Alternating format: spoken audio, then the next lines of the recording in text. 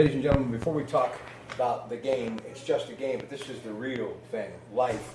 Newcastle lost one of its native sons, and Jeff Hathorn brought it up the other day, and I spent a little time in Newcastle working at WKST, and the name didn't ring a bell, but for lifelong residents of Newcastle, they know who this guy is. Yeah, Mark Schaus, a really, really good guy, 53 years of age, was driving to a game in Akron, a double-A baseball game, and was at a construction site in Ohio. Traffic was stopped. Basically got hit from behind with a semi-truck that hit a truck that ran into his car, killed him instantly. He was involved in all kind of sports, high school sports all over that area up there in Lawrence County, Beaver County. Very popular guy. Was on the radio, did the high school basketball games, did some officiating, and unfortunately 3 years ago he had a stroke.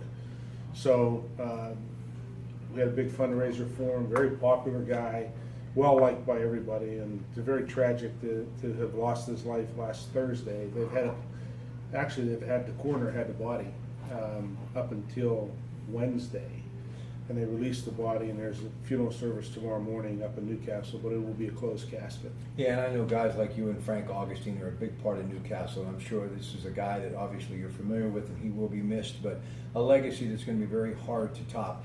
The Pirates are having a hard time getting anything done. What's happening in Chicago?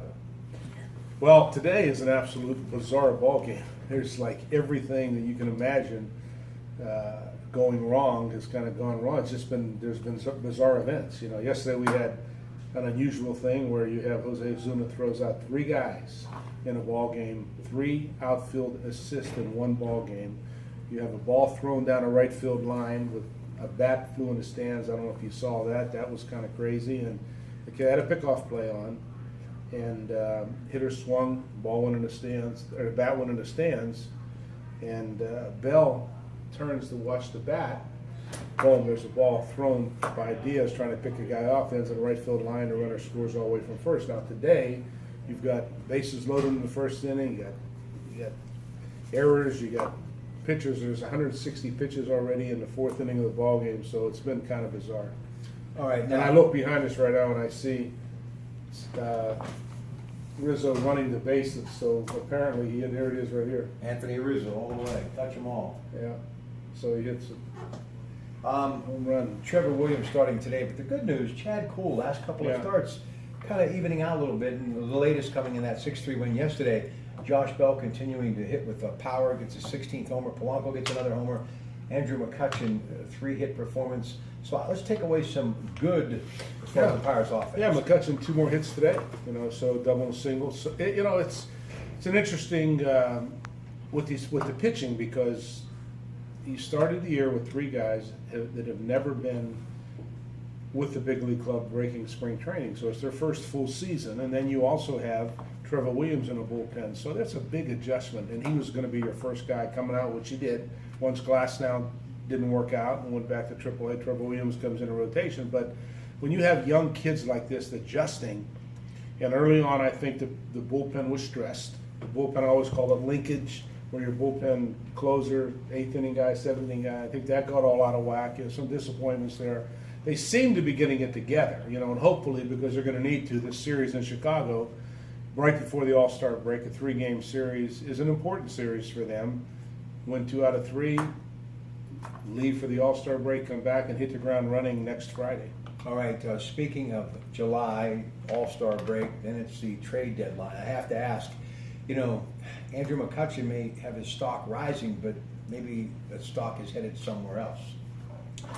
I don't know, Rob. I can't help you there.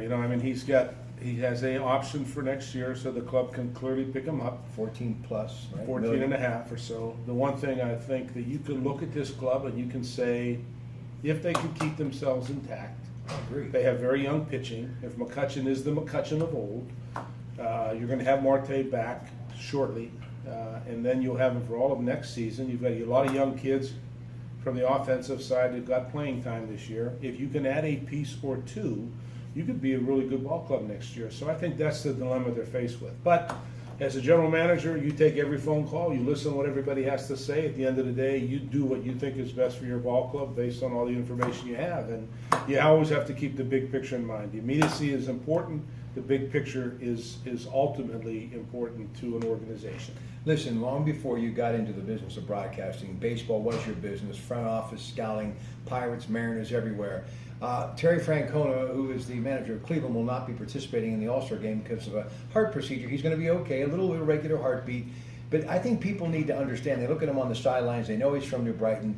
But I don't think a lot of people realize, before he got the knee injuries, how good of a baseball player he was. His dad, Tito, of course, played in the bigs with Cleveland, his most productive years. But Terry Francona, great manager, absolutely. Hall of Fame manager, I believe so. But he could have been a tremendous Major League Baseball player, too. Yeah, and you think about it, Terry ends up coming out of New Brighton High School, ends up going to the University of Arizona, playing in Arizona, played with the Montreal Expos and other clubs. Once his career's over, he ends up getting into the managing end of the business, and he's taken his clubs. Boston wins the World Series. Now he's in Cleveland, doing a great job in Cleveland. Was in Philadelphia, So Terry's a really good baseball guy and very well liked by not only those that are all around him, but his players as well. All weekend they're in Chicago. He's here. Chris Mack, Pirate Baseball, 93.7 The Fan. Have a great weekend, everybody.